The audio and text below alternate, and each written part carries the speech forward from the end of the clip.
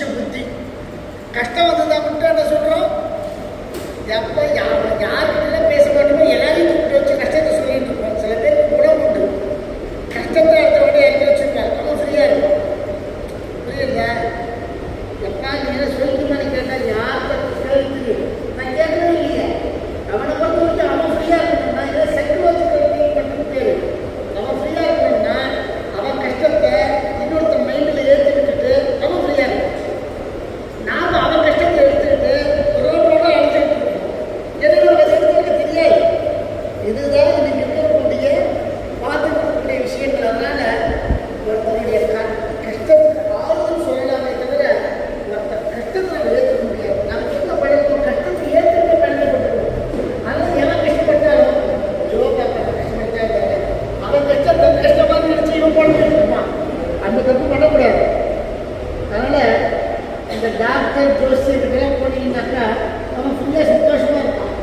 ஏன் அப்படின்னா அவனுக்கு தெரியும் இந்த கஷ்டம் இவன் குழம்பு அந்த நோயினுடைய தன்மை, இந்த நோய்க்கு உண்டான வைத்தியம் இவன் எவ்வளோ கஷ்டப்படுறான் அப்படிங்கிறத அந்த டாக்டரோ வைத்தியரோ அந்த ரூம் வரைக்கும் தான் வச்சுருப்பான்.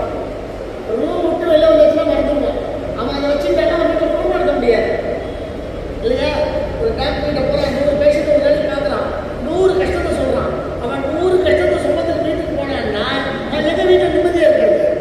அதனால் அவன் என்ன பண்ணுவான்? ரூம் விட்டு வெளில அப்பதான் ரூமில் பார்த்துருப்பான், அவங்கள பார்த்து பேசியிருப்பான். ரூம் விட்டு வெளில வந்தாச்சுன்னா நான் எதை வருவோம்? நீ முதல்ல அவங்க சொல்லிட்டு வந்தேன் அது ரூமுக்குள்ள, இது ரூமுக்கு வெளியில. ஏன் அப்படின்னா அவரும் இந்த மாதிரி மனுஷனை அவங்களுக்கு தாங்கிற சக்தி இருக்கு. நான் பயன்படுத்திக்கிறாங்க அந்த ரூமோட அவருக்கு நெருங்கியதுக்கு உண்டானதோ அந்த பரிகாரத்துக்கு உண்டானதோ வெளியே வந்துடுவான். நாமெல்லாம் சாமானிய மனுஷர்கள், நம்மளாம் வெளில வர தெரியாது. அதனால தான் நிறைய பேருக்கு சொன்னேன், இன்னொருத்த கஷ்டத்தை கேட்டுக்காதீங்கன்னு சொன்னேன். ஏன் அப்படின்னா அவனை பொறுத்த வரைக்கும் கஷ்டம் சொல்கிறவன் கஷ்டத்தை ஏற்றுக்கிட்டு போயிடுவானே, நாம் அழிஞ்சிட்டு இருப்போம், அவன் ஃப்ரீயாக இருப்பான். அதனால் இதெல்லாம் தெரிஞ்சுக்க வேண்டிய விஷயங்கள். இந்த பராபவ வருஷம் ஒரு விசேஷமான ஒரு விஷயத்தை சொல்லி அதிக மாதம் அப்படிங்கிறது வருது. அதிக மாதம் ஏன் வருது அப்படின்னு சொன்னால் 13 மாதங்கள் வரும். எப்படி வரும்? சாந்திரமானம், சௌரமானம். நான் வருஷம் சொல்லக்கூடியிருந்தேன். நாமளும் வருஷம் கேட்டுருக்கோம். கேட்டுட்டு இந்த கடைக்கு நினைக்கிறவங்க மறந்துடுவோம். நமக்கு அந்த பழக்கம். நல்ல விஷயம் சொன்னாலும் மறந்துடுவோம், கெட்ட விஷயம் சொன்னாலும் மறந்துடுவோம். விஷயத்தை ஞாபகம் வச்சுக்கணும். சௌரமானம், சாந்திரமானம், சாவணமானம் அப்படின்னு சொல்லிட்டு வருஷம் மானம்னு சொன்னால் வருஷத்துக்கு பேர். சௌரமானம்னு சொன்னால் சூரியனை வந்து பேஸ் பண்ணி கணக்கு பண்ணக்கூடிய விஷயத்துக்கு சௌரமானம்னு பேர். சாந்திரமானம்னு சொன்னால் திங்கிய மாதிரி வச்சுட்டு கணக்கு பண்ணுறதுக்கு பேர் சாந்திரமானம்னு பேர். சாவணமானம் அப்படின்னு சொன்னால் சூரிய உதயத்திலிருந்து சூரிய உதயம் இருக்கக்கூடிய நாள் இருக்கு இல்லையா, அந்த நாள் முழுத்தது நாள் அதை வச்சு பண்ணக்கூடியது சாவணமானம்னு பேர். நட்சத்திரமானம், நட்சத்திரங்களை மட்டும் வச்சு பண்ணக்கூடியது நட்சத்திரமானம் பேர். மானம்னு சொன்னால் வருஷத்துக்கு பேர்.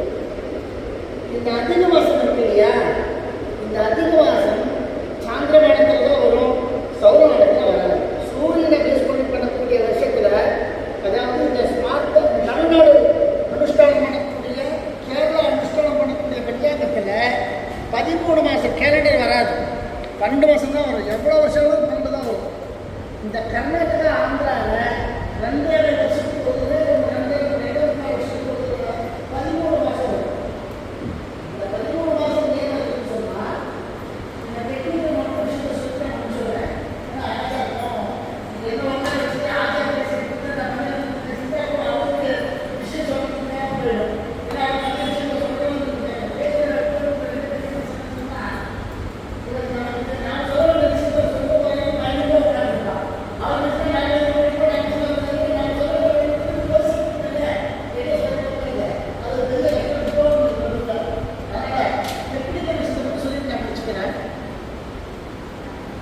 மேஷ ரிஷப மிதுன கடக சிம்ம கன்னி துலா விருச்சிக தனுசு மகர கும்ப ராசிகளில் சூரியன் பிரவேசம் பண்ணுறான், சூரியன் என்கிறான். அதுக்கு சௌரமானம். அதை தான் சித்திரை ஒன்றுன்னு நம்ம இங்கே உபயோகப்படுத்திருக்கோம் இல்லையா? சித்திரை ஒன்று என்ன சார்? ஞாபகம் வருஷம், நம்ம வருஷத்துக்கு யுகாதி வயசு நம்ம சொல்கிறோம். அப்போ வருஷத்துக்கு வந்து வருஷம் பிறப்புன்னு சொன்னாலும் ஒன்றும் விஷயம். நம்ம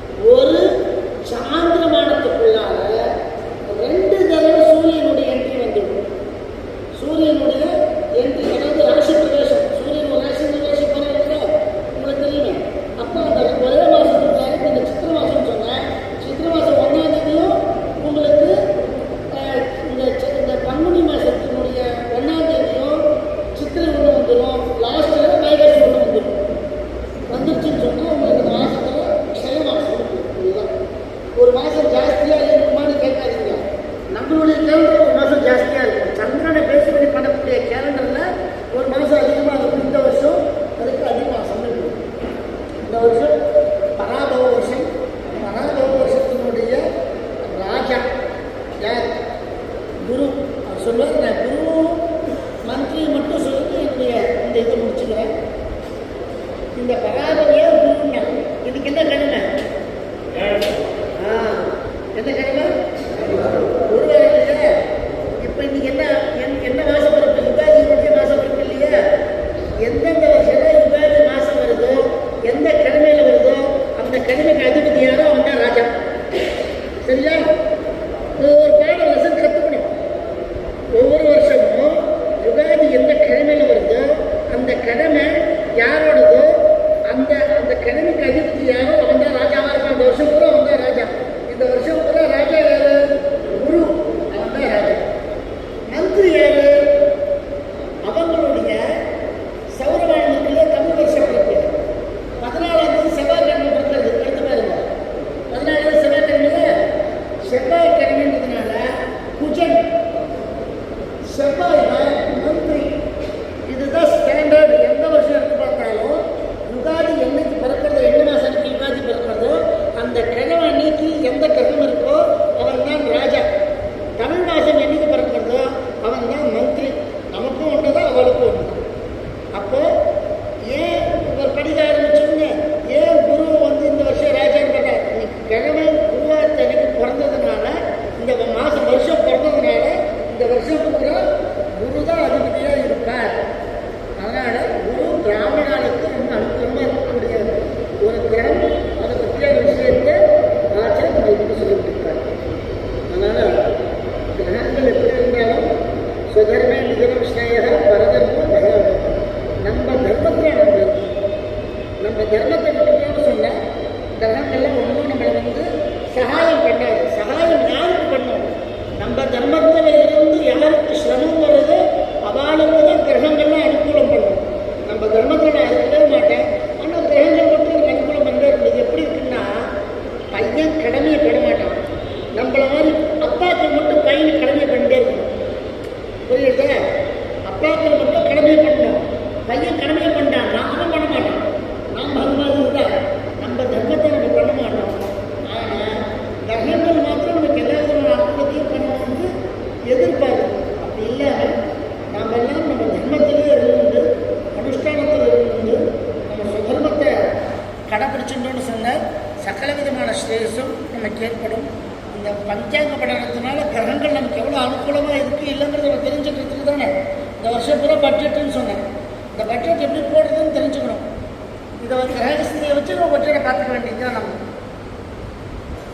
இதுக்கெல்லாம் என்ன காலப்படுத்துறது? டைம் நல்லா இருக்கிறது, டைம் நல்லா இல்லை. நல்லா இல்லைங்கிறதுக்கு என்ன பரிகாரம்? டைம் சரியில்லை, என்ன பண்ணணும்?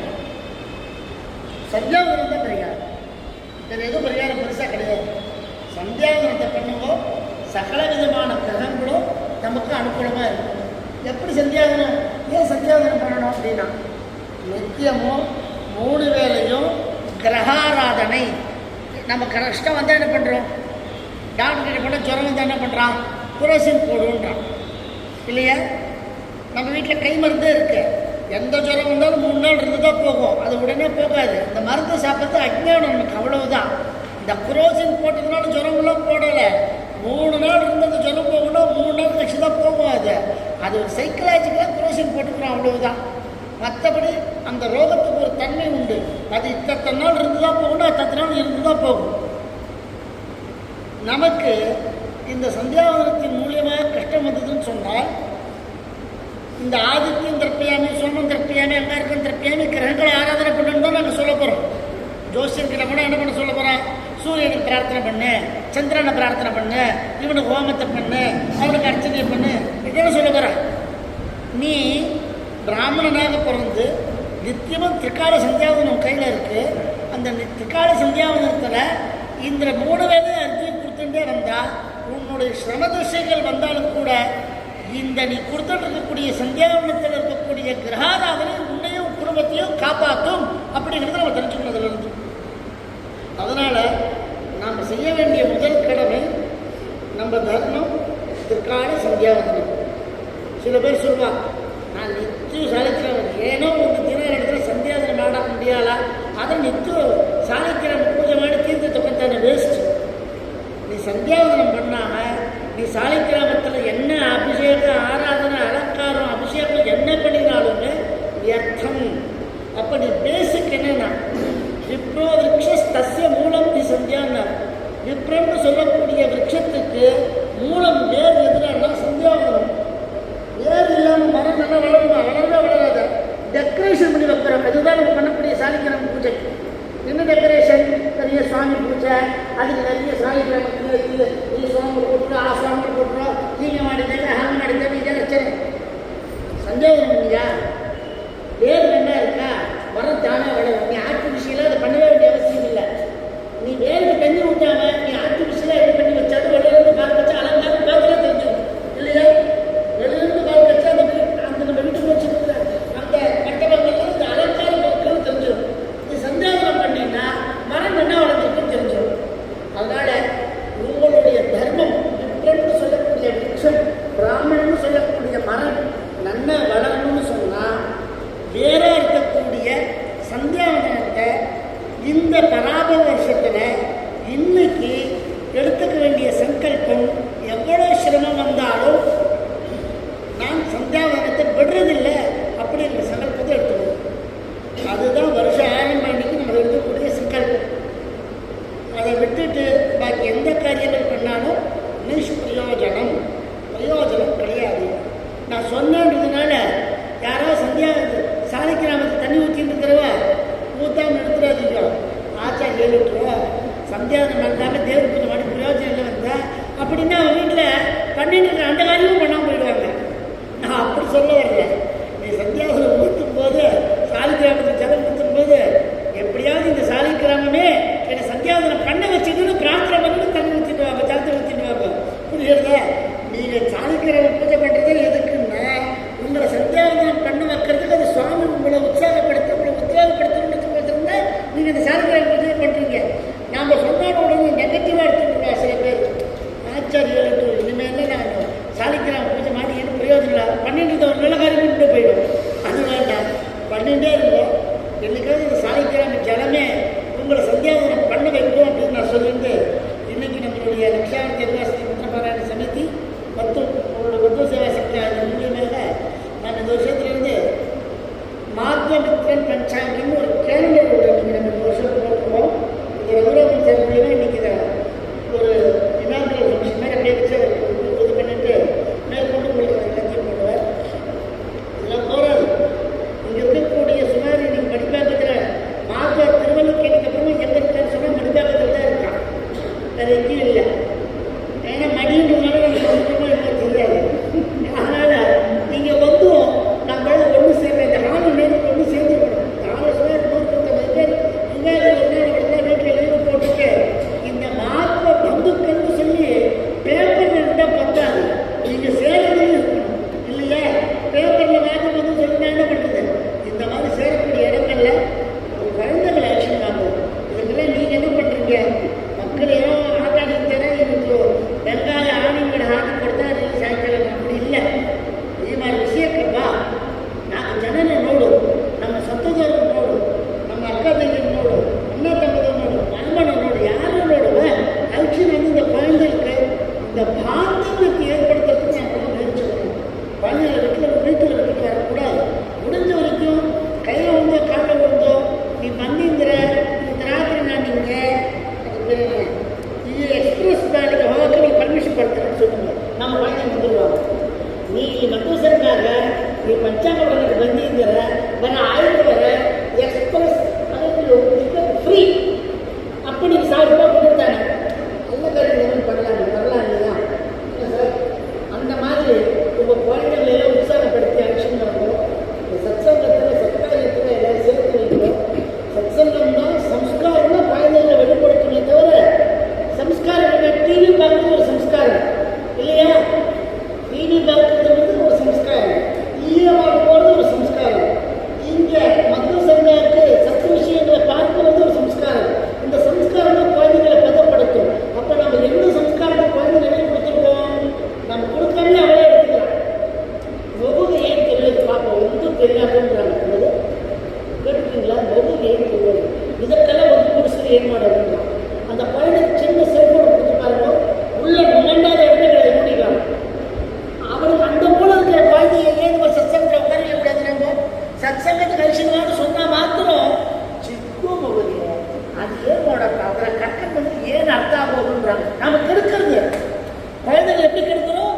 சிக்கு பகுதி 3 வயசு குழந்தை 4 வயசு சிக்கு போகுறான். அந்த 4 வயசு குழந்தை செல்போன் கொடுத்து பாருங்க, ஏனேனோ நடக்காது. எனக்கு சொல்லிக் கொடுத்தா வருது குழந்தைக்கு. அதை கற்றுக்கிற குழந்தைக்கு இதையும் கற்றுக் கொடுக்கணுன்ற எண்ணம் நமக்கு இருக்கணும், பேரண்ட்ஸுக்கு இருக்கணும், பெரியவாளுக்கு இருக்கணும். அந்த செல்போனை கொடுத்து குழந்தை என்ன ஆனாலும் பரவாயில்ல, என்ன தொந்தரவு பண்ணாமல் இருந்தால் போதும் நம்ம நினைக்கிறோம். செல்போனை கையில் போட்டுவிடும், ரொம்ப அழத்தியா ஃபோனை போட்டுவிடும். அது என்ன மாடின் ரோடு சிக்கு போகும்.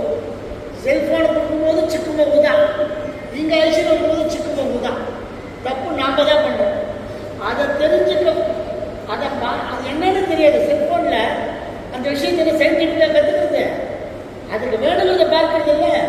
அந்த மூளையை இங்கேயும் வரவேற்கிறதுக்கு உண்டான முயற்சியை நாம் தான் எடுக்கணும். அது தானாக வரும், இது நாம் வரவேற்கணும். அது வரவேற்கிறது நீங்கள் கஷ்டப்பட வேண்டாம். ஏன்னா வீட்டில் அஞ்சு பெரியவர், அப்பா அம்மா, ஒரு அம்மாவுக்கு 2 செல்ஃபோன் இருக்கு, அப்பாவுக்கு 2 செல்ஃபோன் இருக்கு. 10வது கடிச்சிட்டு அவங்க வச்சுக்கலாம். சரியா? பையன் ஸ்கூலுக்கு 10ஆம் கிளாஸ் போகிற பையன் இருந்தால் அவங்களுக்கு ஒரு செல்ஃபோன் இருக்கு. 8ஆம் கிளாஸ் படிக்கிற பையன் அவங்களுக்கு ஒரு செல்ஃபோன் இருக்கு. 6 செல்ஃபோன் இருக்கு. நாம் கெடுக்கவே வேண்டாம், அது தானாகவே கெடுக்கும். இங்கே வருஷத்துக்கு ஒரு சச்சங்கிறதுல ஒரு பராம வருஷத்துக்குரிய ஒரு விவாதம் தான் நம்ம கொண்டாடும். இந்த ஒன்றுக்கு வரவழைத்து நம்ம இவ்வளோ யோசிச்சு உட்காந்துருக்கோம்.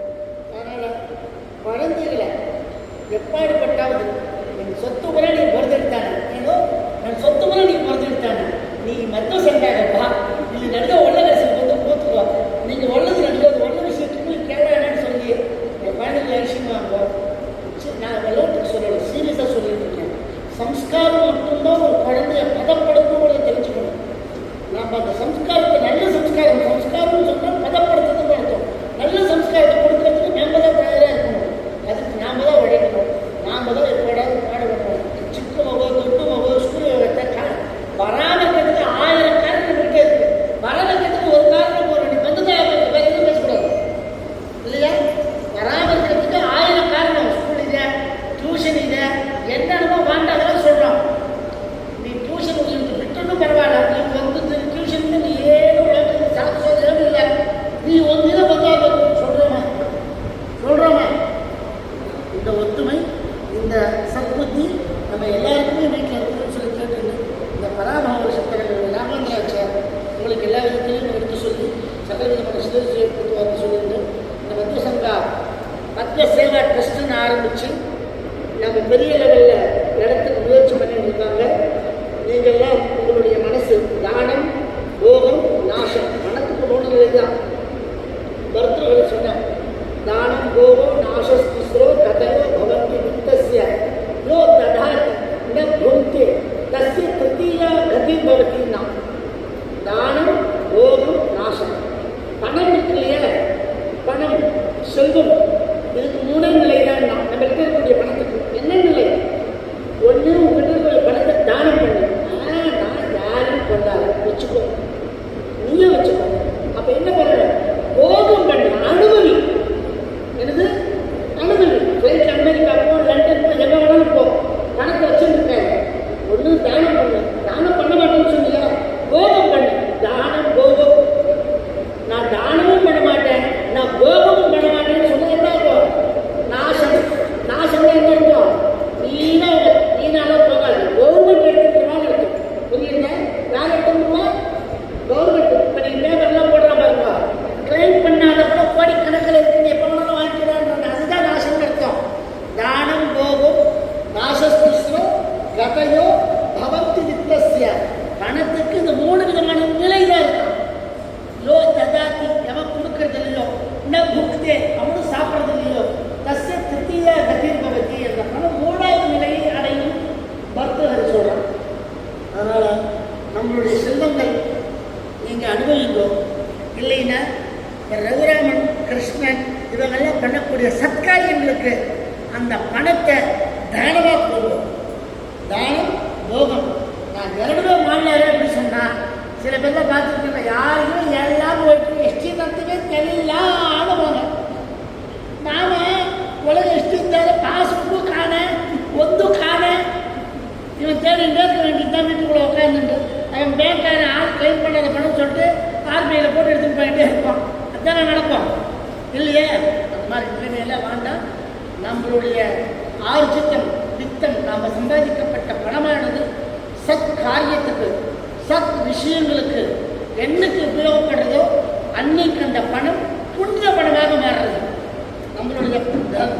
நம்மளுடைய செல்வம் புண்ணியத்தை அடையணும்னு சொன்னால் தர்மத்தை பண்ணுவோம், தானத்தை பண்ணுவோம்னு சொல்லிட்டு இந்த ஒரு நல்ல சந்தர்ப்பத்தில் ஆச்சாரிய டைம் எடுத்துன்னு எனக்கு என்ன ஆச்சரியம் சாதாரணமாக நான் ரொம்ப நேரம் பேசுறதுக்கு வந்து ஆச்சாரிய ஒழுங்கா பஞ்சம் நடந்துச்சு. அவர் வேலை வந்து நான் எடுத்துருக்கேன், வேறு வழி இல்லாமல் எனக்கு ரொம்ப ஆச்சரியம். நான் வேலை முன்னாடி ஓட்டுறேன், பரவாயில்ல, அது பெரிய சந்தோஷம், சீக்கிரம் முடிச்சுக்கணும்னு எனக்கு தோணுது. அதனால் அவருக்கு அந்த ஒரு பெருந்தன்மை நான் நம்ம கவர்மெண்ட்டில் டைம் பண்ணேன் அப்படின்றாங்க. டைம் எடுத்து ஒரு வேலை உலக காக்க வைக்கக்கூடாதுன்னு போடுவோம்.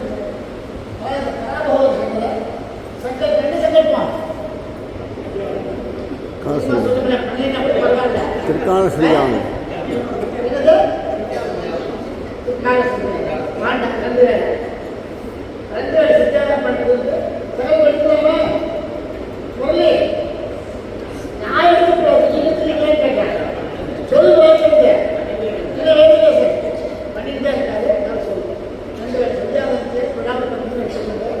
சந்தியாவனம் பண்ணுறது ஸ்திரீகள் கைகள், ஸ்திரீகளுக்கு தர்மம் எத்தனை நாளைக்கு பூஜித்து நமக்கு தத்தத்தை இருக்காங்க.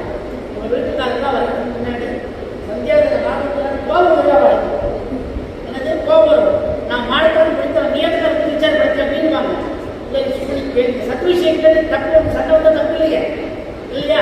தீவி நொடிகள் சட்டம் வந்து பிரச்சனை, சந்தியாவன நொடிகள் பிரச்சனை வந்து தப்பு இல்லையா? அதோட பேசுவேன். நாங்கள் சந்தியாவன நாடுகள் காலையில் சமம் 2 வேலையும் எவ்வளோ அபிமானம்